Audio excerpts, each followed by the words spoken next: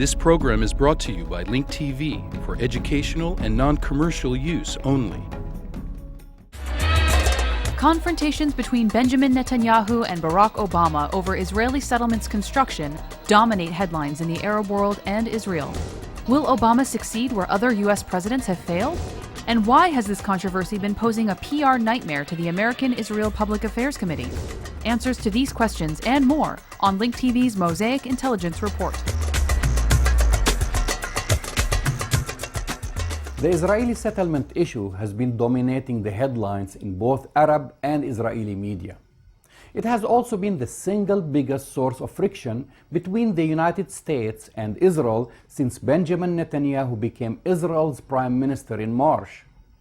The Israeli Haaretz newspaper reported that the Obama administration has issued a stiff warning to Israel not to build in the area known as E1, which lies between Jerusalem and the West Bank settlement of Ma'ale Adumim.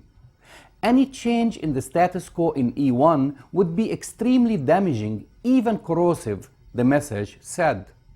4 years ago, after resigning from Sharon's government, Netanyahu criticized him for giving in to American pressure on E1. A sovereign government must build in its eternal capital, he said. Sharon set a precedent that will lead to the division of Jerusalem.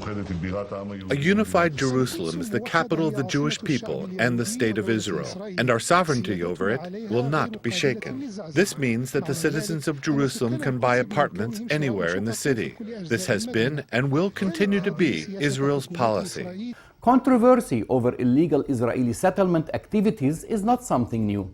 It has been in and out of the limelight ever since Israel occupied the West Bank and East Jerusalem in 1967.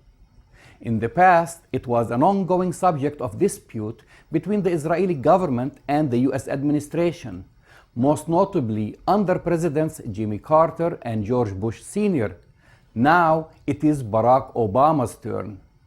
Meanwhile, the number of settlers living in the West Bank and East Jerusalem, where Palestinians regard the area as the heart of their future state, is swiftly approaching 500,000. Israel has, in the former Israeli Prime Minister Yitzhak Shamir's words, been successfully creating new facts on the ground.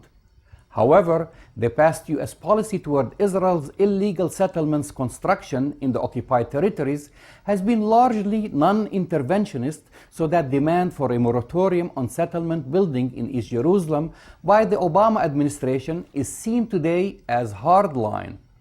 Meanwhile, the recent confrontations between Benjamin Netanyahu and Barack Obama over the settlements issue has been posing a PR nightmare to the American Israel Public Affairs Committee, Aipac, and the Israel Project, the organization spearheading Israel's public relations efforts in the United States, which has recently released its 2009 Global Language Dictionary, authored by Republican pollster Frank Luntz.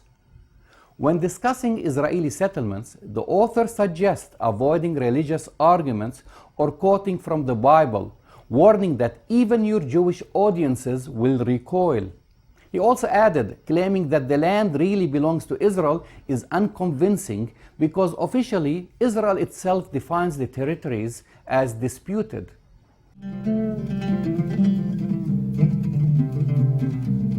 In 2005, I co-produced the documentary Occupied Minds with my Israeli colleague David Michaelis. During our visits and interviews conducted in settlements across the West Bank, we faced the very arguments that the Israel Project is trying to avoid being made by fanatical settlers whose strategy is to make life so miserable for Palestinians living in nearby villages that they will eventually flee, enabling them to occupy their abandoned land. These settlers justify the right to this land as being granted to them by God. Victims of these unchecked settler incursions, the poor villagers live in cramped neighborhoods either menaced by settlers, surrounded by either Israel's separation wall or barbed wires, or all of these.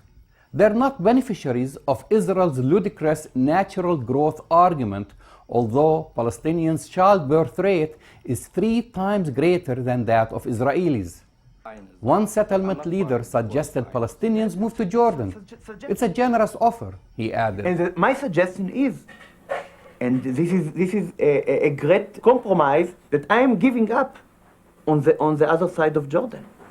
But you don't have Jordan. Yes, but You no. don't have it. We are giving up because this is originally part of land of Israel. And let me be clear, the United States strongly supports the goal of two states, Israel and Palestine, living side by side in peace and security. Will Obama succeed where other US presidents have failed? Only time will tell. With more settlements and more facts on the ground, the road to a two-state solution has hit a dead end. I'm Jamal Dajani for the Mosaic Intelligence Report.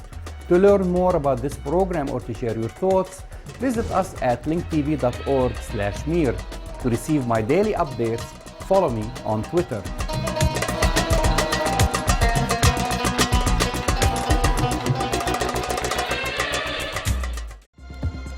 This program is brought to you by Link TV for educational and non-commercial use only.